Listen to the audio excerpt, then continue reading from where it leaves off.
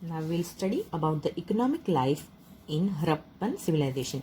Economic life यानी कैसे वो लोग रहते थे, कैसे कमाते थे, कैसे उनकी ज़िंदगी कैसे चलती थी, पैसे कहाँ से आते थे, वो सब है. People of Indus Valley civilization were engaged in various economic activities like agriculture, livestock rearing, trade, silk industry. In agriculture, they produce crops like wheat, barley, peas, sesame, mustard, etc. They use plows to plow the land. They reared animals like cows, buffaloes, goats, and bullocks. They were engaged in internal as well as international trade. Historians below believe that cotton cloth produced here used to reach Mesopotamia and Egypt via Mesopotamia. In addition to this, people living here were also involved in professions like pottery, metalwork, bead making, sculpture, etc. अभी यहाँ के लोग कैसे activities में रहते थे. Agriculture यानी खेती करना, लाइव स्टॉक रेयरिंग यानी गाय भैंस सबको रखना, लाइव स्टॉक रेयरिंग उसको बोलते हैं. फिर ट्रेड बिजनेस करना, सिल्क वर्म्स को प्लांट पे से सिल्क निकालना.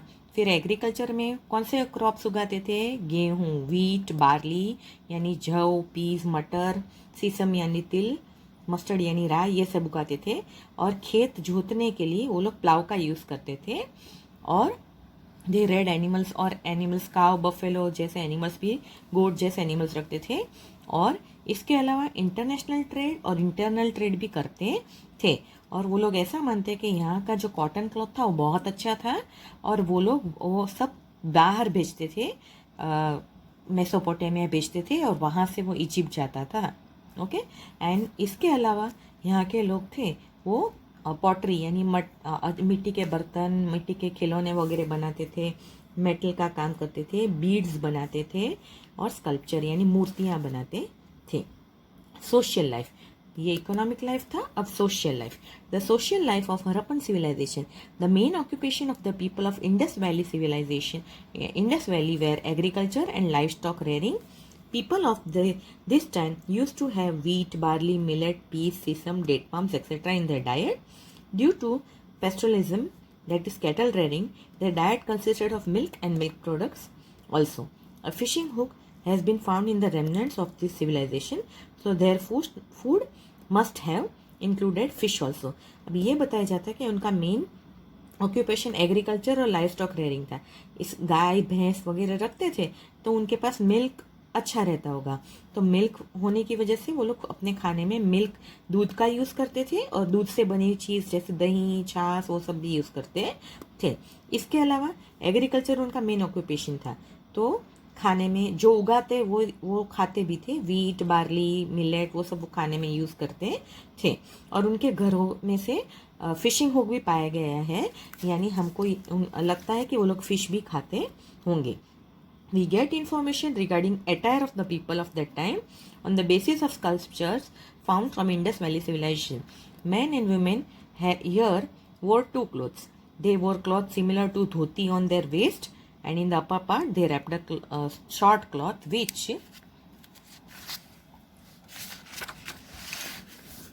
which came down from the shoulder.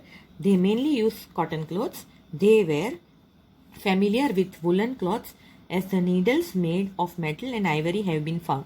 We can assume that they wore stitched clothes, although most of people wore unstitched clothes. अभी हमको ये पता चलता है कि उस टाइम पे अटायर यानी क्या कपड़े पहनते थे. तो हमको पता चलता है ये सब मूर्तियाँ देख के वो लोग दो क्लॉथ्स पहनते थे, आधा बॉडी के ऊपर और आधा बॉडी के नीचे, यानी वेस्ट के ऊपर और वेस्ट के नीचे.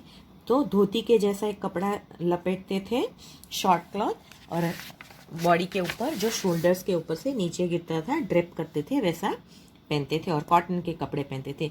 इसके अलावा वुलन कपड़े भी पहनते थे, क्योंकि हमको वहाँ पर से मेटल और आइवरी यानी हाथी दांत से बनी हुई सुई मिली है, इसलिए पता चलता है कि ये लोग स्टिच कपड़े भी पहनते थे, लेकिन मोस्ट ऑफ लोग अनस्टिच कपड़े ही पहनते थे. People of this time wore ornaments like necklace, ring in finger, hand bracelets were worn by women as well as men. Women wore jewelry like bangles, earrings, waist belt, anklets, etc. These ornaments were made of gold, silver and precious stone. उस जमाने में जो गहने पहनते थे उसमें गले में नेकलेस पहनते थे, उंगलियों में रिंग पहनते थे, फिर हाथ में ब्रेसलेट पहनते थे। और विमेन जो थी वो बैंगल्स पहनती थी, इयररिंग्स पहनती थी, कमर बंद पहनती थी और पैरों में पायल या तोड़ा पहनती थी। और वो कैसे बने थे? गोल्ड, सिल्वर और प्रेशियस स्टोन से। और people of Indus valley civilization कैसे बर्तन यूज़ करते हैं? अर्धनवेयर, मिट्टी के बने हुए, कॉपर से बने हुए, ब्रॉन्ज, ये सब बर्तन वो लोग यूज़ करते थे। इसके अलावा मग, बाउल, अर्धन मग यानी मिट्टी का मग, मेटल के पॉट, सॉसर यानी चाय पीते हैं ना जिसमें वो, फिर कैसरोल जिसमें रोटियां रखते हैं, वो सब हमको उस ज़माने में भी मिले। और उनके बच्चों के लिए वो स्पेशल टाइप के खिलौने बनाते थे जिनमें बर्ड शेप की विसल यानी सीटी, रैटलर यानी छुन छुन बजता है, वो छोटी छोटी गाड़ियाँ, कार्ट, बैलगाड़ी, ऐसा सब बनाते थे।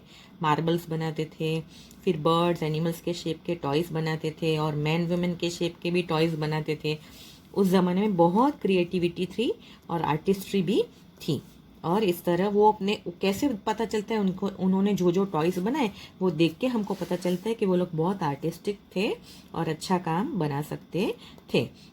और उस ज़माने में टॉयज़ जो सिर हिलने वाले टॉयज़ होते हैं वो भी बनाते थे। और ट्री के ऊपर मंकी चढ़ रहा है वैसे टॉयज़ भी बनाते थे। See one example is given here, a toy is given. Remaining things in next video. Thank you. Now religious life and funeral. हमने देखा economic life, social life, attire. अब हम देखेंगे रिलीजियस लाइफ यानी कैसे धर्म में मानते थे। फ्यूनरल यानी कोई मर जाए तो कैसे उनको जलाते थे या दफन करते थे, वो देखेंगे। We get information regarding religious life of Harappan civilization from the idols and postures among the idol excavated. The idol of Matraka Devi has been found from historians. Historians consider it as the symbol of Mother Earth. It means people of Harappan civilization must have been worshipping Mother Earth, especially as it gives grains, food and water. Besides this, they might have been worshipping trees, animals, Nag Devta, Swastik, etc. Remains of worshipping fire has been found from Lothal and Kalibangan. Now, हम लोग देखेंगे कि हमको कैसे पता चलता है कि वो लोग कैसे भगवान को मानते थे, कैसे मूर्तियाँ की पूजा करते, क्योंकि हमको उनकी बनाई हुई मूर्तियाँ, उनके पोस्टर्स वगैरह मिले हैं, जिससे हमें पता चलता है कि जब जमीन खोद के निकाला तब पता चलता है कि ऐसी ऐसी मूर्तियाँ थी, तो मतलब वो लोग भगवान की पूजा करते थे। और मातृका देवी जो गॉडेसेस है उनकी मूर्ति भी मिली है। और ऐसा माना जाता है कि वो मदर अर्थ की बहुत पूजा करते, धरती माता की, क्योंकि धरती माता हमको अनाज देती है, पानी देती है, तो धरती माता की खास पूजा करते थे। इसके अलावा वो लोग ट्रीज की, एनिमल्स की, नाग देवता की और स्वस्तिक यानी साथी, वो सब की पूजा करते थे, जो हमको खोदने पर सब मिला है। इसलिए हमको पता चलता है कि वो लोग बहुत पूजा पाठ करते थे। हमको कहाँ से मिला है? लोथल और कालीबंगन से। People of Harappan civilization might have been burning dead people. Also, evidences of Agni Sanskar have been found at many places. They buried dead person and also kept some of the things with the dead body. It tells us about their imagination that there is life after death. और वो लोग अग्नि की भी पूजा करते थे। और हमको ये भी पता चलता है कि पहले जो इंसान मर जाते थे वो उनको जलाते थे, जैसे अग्नि संस्कार करते थे।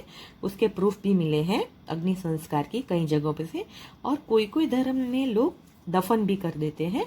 तो दफन करते तब उनके साथ कोई कोई इंपॉर्टेंट चीज़ें जो इंसान यूज़ करता है डेली लाइफ में वो भी रखते थे, ताकि उनको ऐसा लगता था कि मरने के बाद भी जिंदगी होती है। ना स्क्रिप्ट एंड लैंग्वेज। अभी उस ज़माने में कौन सी भाषा यूज़ करते थे और कैसे लिखते थे? Coins, seals, copper plates have been found from remains of Harappan civilization, over which some text is transcribed, which is written in some unresolved, mysterious language. Although these writings are short words with matras and joined words are found. Lot of attempts have been made to decipher the script, but it has not been successful yet. अभी उस ज़माने के कुछ coins मिले थे, seal यानी सिक्के मिले थे जो लगाए जाते, फिर कॉपर प्लेट मिली थी, ऐसा सब बहुत मिला था। उसके ऊपर कुछ लिखा हुआ भी होता है, बराबर, लेकिन हमको वो अनरिजॉल्व है, मिस्टीरियस लैंग्वेज है, हमको जो पता नहीं चलती है। सो ऐसी लैंग्वेज उस पर लिखी है, बहुत ट्राई की लोगों ने उस पर, है तो उस पर शॉर्ट मात्रा वगैरह वाले ही वर्ड्स है, जॉइन वर्ड्स पाए गए, कितनी कोशिश की लेकिन पता नहीं चला कि ये कौन सी लैंग्वेज है। बहुत कोशिश की ढूंढने की लेकिन पता नहीं चला है। प्लेसेस ऑफ हड़प्पन सिविलाइजेशन इन गुजरात, हमारे गुजरात में हड़प्पन सिविलाइजेशन की प्लेसेस कौन कौन सी है? Small and big colonies of Harappan civilization have been found in Gujarat like Rangpur and Lothal in Ahmedabad district, Rojdi Shrinathgadh in Rajkot district, Desalpur in Kutch district, Dholavira Surkotada Lakhabaval in Jamnagar district, Amra Bhagat Talav on the bank of Kim river in Bharuch district. इतनी जगहों पर गुजरात में पाया गया है Harappan civilisation.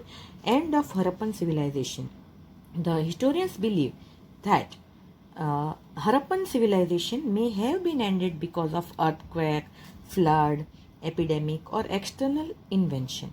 However, for today's historians, the end of it has been the subject of research.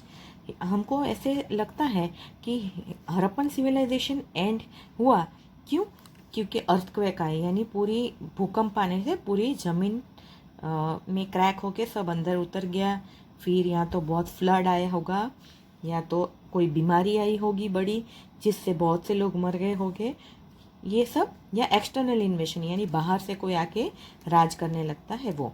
लेकिन उस ज़माने की जो एंड हुआ, तो आज का हमारा रिसर्च का मेन एम है, तो हम आज ढूंढ पा रहे हैं कि क्या हुआ क्या नहीं।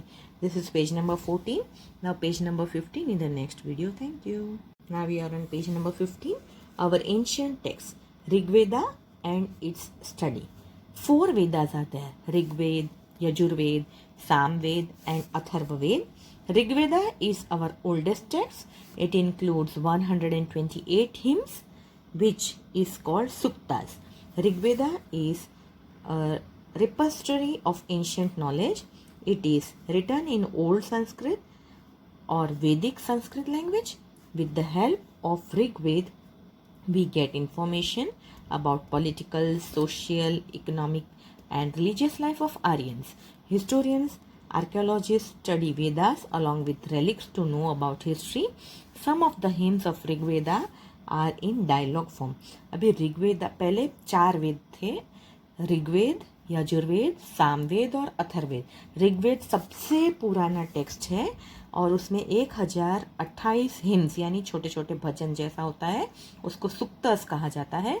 ऋग्वेदा हमको रिपोजिटरी है एंशिएंट नॉलेज का, वो हमको पुराने सारी चीज़ें बताता है, और वो संस्कृत में लिखा गया है या वैदिक संस्कृत में लिखा गया है, और उसकी मदद से हम जान सकते हैं कि उस ज़माने में पॉलिटिकल, सोशल, इकोनॉमिक और रिलीजियस लाइफ कैसी थी। और हिस्टोरियंस और आर्कियोलॉजिस्ट वो ये वेद पढ़ के उनको पता चलता है हिस्ट्री के बारे में। और कोई कोई जो हिम्स है यानी सुक्तास है, वो डायलॉग फॉर्म में जैसे एक दूसरे के साथ बात करते हैं, गाना गाने के तौर पे वो है। There are references of life of common man in Rigveda. There are references of political in institutions like Gana, Sabha and Samiti. Sabha was a smaller institution as compared to Samiti. Head of the state sat in it and discussed important issues of the state and gave justice. The Samiti was an elaborate body that elected the king. Army chief and priest were appointed to assist the king. One of the work of the king was Gavashna. Gavashna means war. From Rigved we get reference of battle between 10 kings on the bank of river Ravi. Now हमको common man की life के बारे में ऋग्वेद में से पता चलता है। इसके अलावा ये भी पता चलता है कि पहले के ज़माने में गण, सभा और समिति थे, सभा जो होती है, गण यानी लोग, सभा होती है वो छोटी इंस्टीट्यूशन होती है समिति से, और हेड ऑफ द स्टेट यहाँ का जो राजा होता है वो उसमें सभा में बैठता है और इम्पोर्टेंट इश्यूज सब डिस्कस करते हैं और न्याय देते थे, बराबर। और समिति है वो थोड़ा बड़ा है और वो क्या काम करते थे, राजा को इलेक्ट करते थे, आर्मी चीफ को इलेक्ट करते थे, और वहाँ के पुजारी जो मंदिर में सारा काम करेंगे उनको अपॉइंट करते थे कि जो राजा की मदद करे। और राजा का काम क्या था कि लड़ाई करना और राज्य जीतना, ये सब उसका काम था। और रेफरेंस में से ये भी पता चलता है कि जब 10 राजा के साथ युद्ध हुआ था रवि रिवर पर, उसका भी एविडेंस हमको मिलता है। ऋग्वेद हमको ये भी इंफॉर्मेशन देता है कि सोशल लाइफ कैसी थी, और वहाँ पे one of the unit of the society was family, and family system was patriarchal and it was also a joint system. Society was set and divided into castes and races, so all were equal in the society. There was no discrimination of high and low in status. Women had high status in society.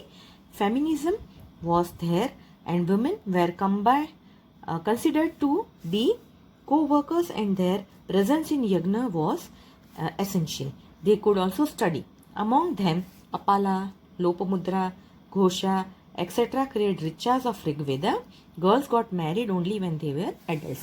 अभी हमको ये भी बताया जाता है, इनको information मिलती है, उस ज़माने में जो सोसाइटी थी वो एक यूनिट था, सोसाइटी और फैमिली। फैमिली को बहुत इम्पोर्टेंस मिलता था और सब ज़्यादा तौर पे काम फैमिली के हेड यानी मेल मेंबर्स करते थे, और फैमिली सिस्टम थी।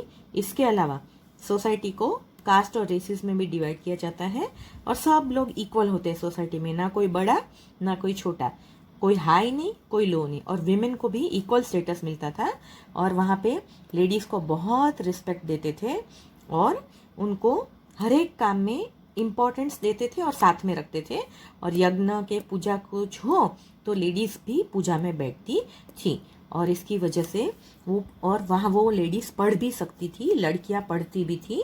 और अपाला, लोपामुद्रा, घोषा, इन सब ने तो ऋग्वेद में ऋचाज यानी छोटी छोटी कविताएं भी लिखी है। और लड़कियों की शादी जब वो 18 साल की हो जाती थी तभी होती थी, जल्दी नहीं करते थे। Mention of worship of nature is found in the Rigveda. Worshipping of Indra, Varun, Agni, Surya, etc. is mentioned in Rigved. There is mention of Usha, the goddesses of morning, and Aditi as the goddesses of evening. ये भी बताया जाता है कि सब God की पूजा करते थे, इंद्र, वरुण, अग्नि, सूर्य, सबकी पूजा करते थे। इसके अलावा सुबह की देवी जैसे कि उषा और शाम की देवी जैसे अदिति की पूजा भी करते थे। इसके अलावा वहाँ पे काउस, हॉर्सेस, बुल्स, उनको भी मेन प्लेस दिया गया है ऋग्वेद में। और ये भी बताया जाता है कि animals like horses have been mentioned more times. Horse का जिक्र बार बार होता है, यानी ये बताते हैं कि पेस्टरलिज्म इन देयर लाइफ, एनिमल्स रखना उनके लिए बहुत ज़रूरी था। और वहाँ पे ट्राइब्स बना के रहते थे to fight for animals, animals के लिए लड़ाई करते थे। और प्रॉपर्टी थी कि वो डिसाइड करते थे कि जिसके पास ज़्यादा गाय भैंस है वो ज़्यादा पैसे वाला। और animal husbandry was done collectively and agriculture was secondary. सबसे पहले एनिमल हस्बेंड्री करी जाती थी साथ में मिलके, और एग्रीकल्चर दूसरे पे रखा जाता था। So this way we complete the lesson. Now remaining things I will explain in the next video. Thank you. Now we are going to do the exercises in the textbook. Choose the correct alternative and write the correct answer. From where the ruins of Indus Valley civilization were first found? They were found from Harappa. Which city was the headquarter of agriculture revolution in Harappan civilization? Lothal, Mohenjo-daro, Kalibangan or Dholavira? It is Kalibangan. Now we are on page number 16. How many mandals are there in Rigved? 12, 15, 10, 4. It is 10. Now this question answers will be writing in the notebook. Give introduction of roads of Harappan civilization. Creativity and craftsmanship of Harappan people are expressed in toys. Explain the statement. Write a note on Lothal. Now fill in the blanks. Kalibangan is currently situated in Dash district. It is in Rajasthan. Here space is less, so I have written here. Public bath found in Harappan civilization is located in Dash town, Mohenjo-daro. Dholavira is an archaeological site found in Dash district. It is Kutch. True or false? Harappan civilization is considered to be contemporary to Egyptian civilization. It is false. Dholavira had a rainwater harvesting system. True. The town structure of Dholavira is divided into two parts. That is false. There are mainly 7 Vedas. That is also false. Now in the notebook,